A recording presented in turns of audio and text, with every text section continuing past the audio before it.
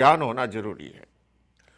आचार्य लोकेश मुनि जी के साथ बैठकर जब अहिंसा के बारे में हम ये उनके उद्बोधन सुन रहे हैं, तो हमें लगता है हमें से कई लोगों ने अहिंसा शब्द को लेकर इतनी बारीकी से उसके इतने सारे आयाम हैं उसके बारे में शायद चिंतन किया हो। और ये जो 3 अलग अलग स्वरूप जैन परंपरा के अनुरूप, प्रारंभ जा हिंसा, विरोध जा हिंसा और संकल्प जा हिंसा के आपने बताए, वो बड़े ही और अधिक चिंतन के लिए प्रेरित करने वाले हैं। पर मैं फिर से आता हूँ वहाँ जो शब्द आपने प्रारंभ में किया, अहिंसा और अभय का जो संबंध है, तो इसका मतलब ये हुआ कि जहाँ भय है वहाँ पर हिंसा है। बिल्कुल। तो अभय की स्थिति तक हम अक्सर होते नहीं हैं किसी मनुष्य से जो हमारे आसपास है। कॉरपोरेट वर्ल्ड में भी लोग थ्रेटन्ड फील करते हैं। ये जो एक भय का है कि हो सकता है मेरी तरक्की में बाधा बन जाए, वहाँ से लेके और प्रतिस्पर्धा के युग में कई प्रकार के भय होते हैं। तो सिर्फ शत्रु का भय नहीं है, परिवार में आपसी संबंधों में भी भय है कि अमुक व्यक्ति मुझे अमुक बात ऐसे कह देगा, मुझे अच्छा नहीं लगेगा। इसके बारे में थोड़ा आप बताएं। देखिए अशोक जी, जैसे हिंसा की बात कही, आवश्यक और अनावश्यक की, भय के संदर्भ में भी प्रशस्त भय और अप्रशस्त भय। वाह। राजस्थानी भाषा का एक श्लोक है कि हर डर गांव डर, डर करनी में सार, तुलसी डरे से उबरे गाफिल खावे मार। डर अच्छा भी है, डर बुरा भी है। क्या बात है। गलत कार्य से डरना, गलत प्रवृत्ति का भय रखना, है ना, ये भी बचाव करता है। हालांकि ये साधना का उत्कृष्ट रूप नहीं है, किंतु प्रारंभिक काल में कि भाई मेरे गलत आचरण से लोग मेरे घर परिवार को क्या कहेंगे, समाज को क्या कहेंगे, मेरे आचरण के कारण से मेरे देश की बदनामी होगी, इस भाव से भी अगर कोई, जैसे मैं बताऊं अमेरिका में, यहाँ आते ही यहाँ स्वच्छता का बड़ा माहौल है जी। तो जल्दी से कोई भी, भले ही भारत से भी आया है, टॉफी खा करके भी उसका कागज जेब में डालेगा, नहीं तो के लोग कहेंगे कि देखो ये भारत से आया हुआ है। तो ये वह भी अच्छा है। लेकिन अध्यात्म के क्षेत्र में साधना की पराकाष्ठा है अभय हो जाना। अभय हुए बगैर अहिंसक नहीं हो सकता, और बल्कि कहूंगा कि अहिंसक हुए बिना निडर भी नहीं हो सकता। ये दोनों का संबंध है। तो साधना को चरमोत्कर्ष रूप में ले जाने के लिए अभय की, निडरता की बहुत आवश्यकता है। और महात्मा गांधी ने भी जैन दर्शन के इसी बात को आगे ले जाकर के उन्होंने अपने जीवन में प्रयोग किए थे, और बल्कि उन्होंने कहा भी है अनेक स्थानों पर कि मुझे अहिंसा, उनकी भाषा में अगर कहूं तो उन्होंने गुजराती में कहा कि मुझे अहिंसा की ऊंडी समझ जो है वो श्रीमद रायचंद्र से मिली, वीरचंद राघव जी से मिली, और उन्होंने अपना उन्हें आध्यात्मिक गुरु माना।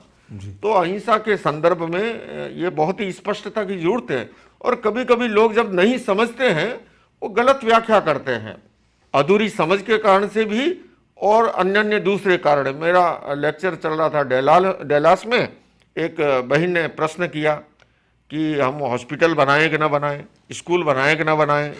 अब उसमें वो अहिंसा की बहुत ही सूक्ष्म व्याख्या में चले गए कि उसमें बनाते वक्त पाप होगा, है ना। तो मुझे बल्कि ये कहना पड़ा कि आप इलाज कराते हो तब कहाँ जाते हो? बोले हॉस्पिटल में। बच्चे को पढ़ाना होता है कहाँ जाते हो? बोले स्कूल में। तो ये कैसे हो सकता है कि इलाज कराने के लिए तो हॉस्पिटल चाहिए, लेकिन बनाते वक्त जो है आपको दूसरी बातें याद आई। असल में भीतर में जब लोभ की चेतना होती है ना, लालच की चेतना, समाज के लिए कुछ करना नहीं है, कुछ देना नहीं है, ओठ ले लेते हैं अहिंसा की। तो ये अहिंसा की गलत व्याख्या है। हम समाज में जिस भूमिका में हैं, पहले तो उस भूमिका के प्रति न्याय करें। आप घर परिवार, ग्रस्त जीवन में हो तो ग्रस्त की सुरक्षा करना घर परिवार का आपका दायित्व है। मैं बताऊं, जैन आगम में ठाणक सूत्र में 10 प्रकार के धर्म का वर्णन आया। ग्राम धर्म, नगर धर्म, समाज धर्म, राष्ट्र धर्म, आत्मधर्म भी। ग्राम पंचायत की, नगर पालिका के यम नियमों का पालन करना ग्राम धर्म है, समाज के यम नियमों का पालन करना समाज धर्म है। तो अहिंसा के संदर्भ में भी हमें यह समझना होगा कि राष्ट्र की सुरक्षा का जहां सवाल है, समाज की रक्षा का जहां सवाल है, तो उस भेद रेखा को समझना जरूरी है। तो समझ बढ़ाने के लिए हम जब आज आचार्य लोकेश मुनि जी के साथ बैठे हैं और अहिंसा पर विशेष रूप से ध्यान कर रहे हैं, अहिंसा को समझने की कोशिश करने के साथ ये भी कि अहिंसा शब्द को कई बार बहुत गलत ढंग से समझ लिया गया, और जैसे आपने प्रारंभ में बताया कि अहिंसक होना डरपोक होना नहीं है, जो सचमुच निडर है वही अहिंसक हो सकता है। जैसे कि जो संस्कृत में अहिंसा परमो धर्म है, उसके आगे की भी पंक्ति है धर्म हिंसा तथैव च, यानी कि जो अहिंसा परम लक्ष्य है, पर साथ ही धर्म की रक्षा के लिए हिंसा भी उसी प्रकार से पूजनीय है, ऐसा कहा जा सकता है। पर फिर हम आते हैं व्यवहार जगत में अहिंसा के प्रयोग की बात को लेते हैं, और जब हम आपने महात्मा गांधी जी का उल्लेख किया, और महात्मा गांधी जी के साथ कुछ बातें बहुत गहराई से जो समझते हैं वो वहाँ पर समझते हैं कि सत्य के प्रयोग करते हुए आत्मा की बात वो नित्य कर रहे थे। पर एक वो भी आता है जब वो कहते हैं कि एक गाल पे थप्पड़ मारे तो दूसरा उसके सामने कर दें, तो वो वाली जो स्थिति है उसको आप अहिंसा से जोड़कर देखिए, वो अलग अलग भूमिकाएं हैं। हम जब तक भूमिका भेद को नहीं समझेंगे, एक आदमी तलहटी पे खड़ा है, वो 8:30 बजे ही कहेगा सूर्य अस्त हो गया, और जो शिखर पर खड़ा है वो 9 बजे भी कहेगा नहीं नहीं अभी तो सूरज दिखाई दे रहा है। हमें भूमिका भेद को समझना होगा, कौन किस भूमिका में है जी। जो अध्यात्म की चरमोत्कर्ष भूमिका में है उसका एक अलग व्याख्या का रूप स्वरूप होगा, लेकिन एक सामान्य मानवी जो है, एक सामान्य ग्रस्त जो है, उसका एक अलग होगा। एक सैनिक है उसकी, तो हम जब तक भूमिका भेद को नहीं समझेंगे तो किसी के प्रति न्याय नहीं कर पाएंगे, और हम उस वस्तु का मजाक भले ही उड़ा लें, लेकिन उन्होंने ये कहते वक्त किस संदर्भ में कहा, उस भूमिका को समझने की बहुत आवश्यकता है। और उसका परिचय हमें से अधिकांश लोगों को नहीं है। हम लोग ऊपर ऊपर की बात को लेकर चलते हैं, अंदर तक जाने का अवकाश भी शायद नहीं, और शायद उतनी तन्मयता से वहाँ तक पहुँचे ऐसा होता भी नहीं।